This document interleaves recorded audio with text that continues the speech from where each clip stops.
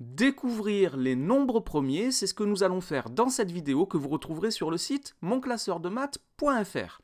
Alors pour bien aborder cette notion de nombre premier, il est indispensable d'avoir bien compris les notions de multiples et de diviseurs. Alors on va commencer par ces notions-là avec un exemple que voici. Le produit de 4 par 5 est égal à 20. De cette égalité, on déduit trois affirmations qui sont équivalentes, ça veut dire qu'elles signifient la même chose.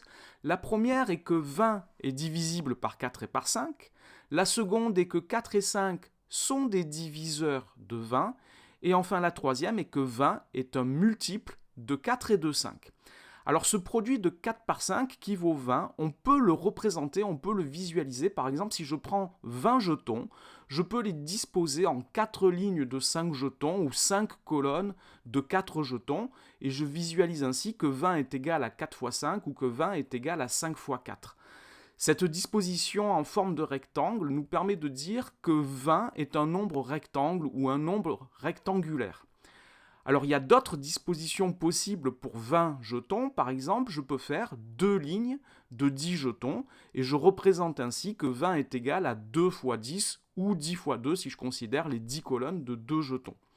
Alors il n'y a pas d'autre représentation possible de 20 jetons en forme de rectangle, mais par contre il est possible d'aligner les 20 jetons, de faire une seule ligne de 20 jetons et représenter ainsi que 20 est égal à 1 fois 20 ou à 20 fois 1. Alors cette dernière représentation, on peut la faire pour tout nombre différent de 0. En effet, tout nombre est égal à 1 fois lui-même. Par exemple, 26 est égal à 1 fois 26. Donc si je voulais représenter le nombre 26, je peux mettre 26 jetons en une seule ligne. Alors de ce que nous venons de faire, il n'y a pas d'autre disposition possible pour ce nombre 20, pas d'autre arrangement possible pour les 20 jetons en forme de rectangle.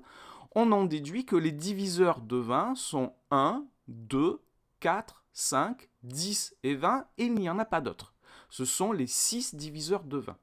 Alors maintenant, on va faire le même travail, mais en prenant 11 jetons. On va essayer de les organiser. Alors si j'essaie de faire deux lignes, je me rends compte que ce n'est pas possible d'avoir deux lignes avec le même nombre de jetons. J'en déduis que 11 n'est pas divisible par 2. De même, si j'essaye de faire 3 lignes, je vois que ce n'est pas possible et que donc 11 n'est pas divisible par 3.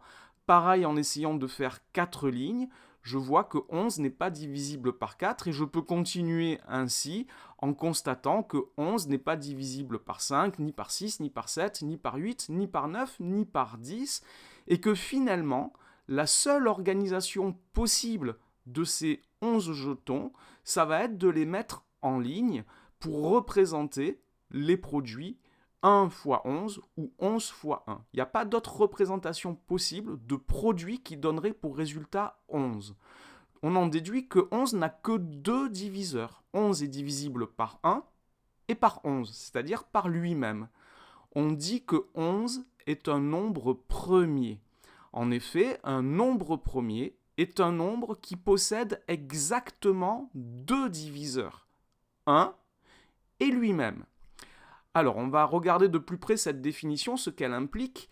Et première chose, il faut faire attention, le nombre 1 n'est pas un nombre premier. Le nombre 1 a un seul diviseur, qui est 1. Or, la définition nous dit qu'un nombre premier a exactement deux diviseurs. Donc, ce n'est pas le cas de 1.